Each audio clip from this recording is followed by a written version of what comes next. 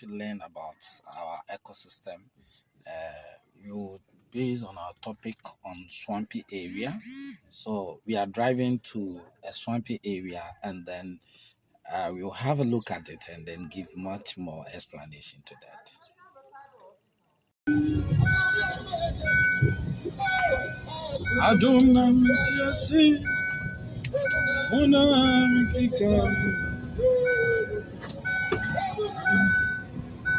Yeah, I have to think about safety.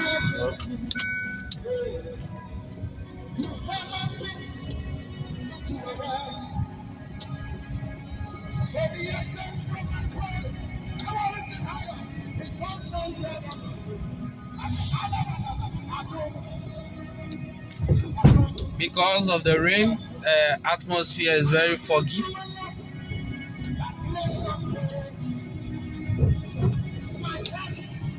So we have gotten to our destination, a swampy area around Kaswa in the central region of the Republic of Ghana. And so we are just going to the place and then bring you more updates about a swampy area. Said today our discussion is going to be based on a swamp or swampy area.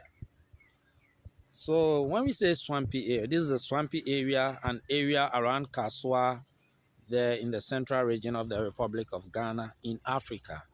So this is the area I was talking about. So somebody may ask, what's a swampy area? So a swampy area is also known as wetland. Wetland. It is known as wetland. So it is an area or region with saturated soils and standing water, either permanently or seasonally. So it can either be a season water logging in this area, or permanently always you come and see water there. An area where there are a lot of water, we have different types of species. Don't worry, it's by the roadside, so the cars are passing. We have different species of plants that grow there. It's not any plant that can grow in a waterlogged area. Okay, so let's look at the characteristics of a swampy area. We have high water tables. There are water tables. When we say water table, you see there is a rock beneath the earth that when it rains, the water that flows, you see, penetrates the soil and just enter. And so if it can, the soil can no longer hold the water again, it overflows. So if it has a higher water, an area has a higher water table, you understand that there will be an overflowing of water, whether permanently or seasonally.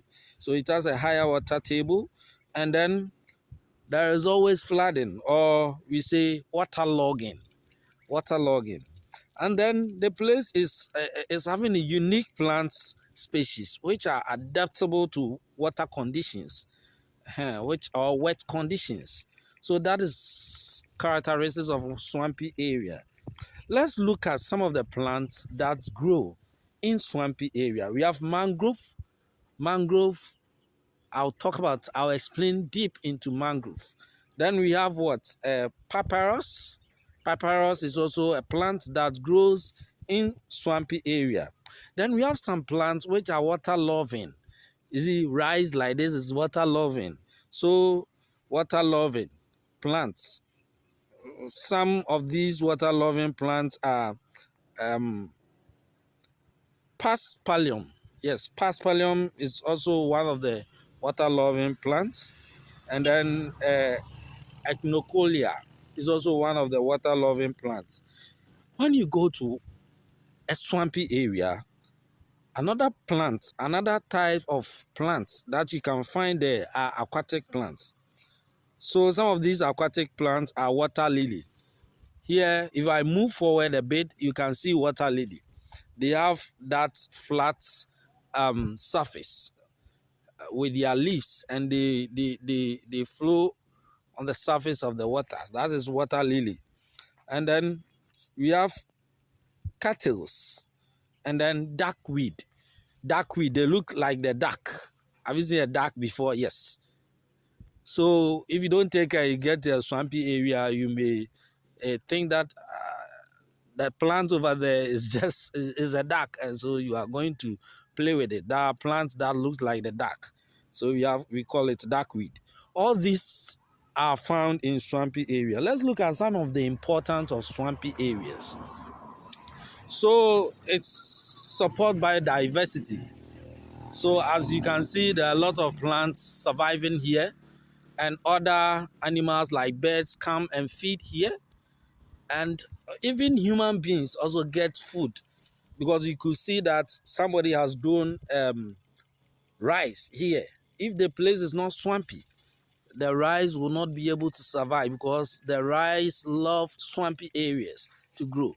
They are water-loving plants. So you see, biodiversity supports swampy area, gives us that support. Then it regulates water flowing.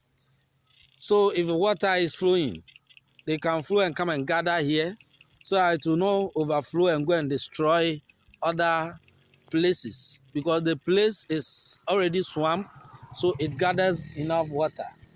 Have you seen it? Yes. And so this is also another importance of swampy area. Then it provides habitat for aquatic species. I've talked about it.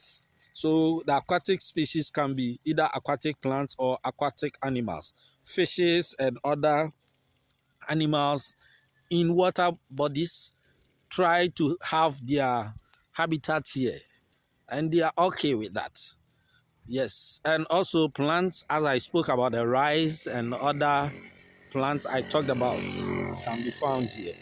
Then they support livelihood through fishing. You see, in swampy areas, if I move to the other side where the bridge is, you can see that the water there is very big. Yes, so there is a pond there that a lot of fishes are there. If the fishes are enough, people can come here for fishing and then get some fishes to support their life in protein. Okay, then it also helps the ecosystem, as we know. So it supports human beings, supports animals, supports plants, supports soil, it supports everything. So that is the ecosystem. Anything on the surface of the earth that God created uh, to be able to exchange lives, it supports. Yes, so this is something we can talk about a wetland or swampy area. Are you okay with that? In our next discussion, we talk about something else, but today, let's end our session here. Thank you so much. I'm grateful for your attention.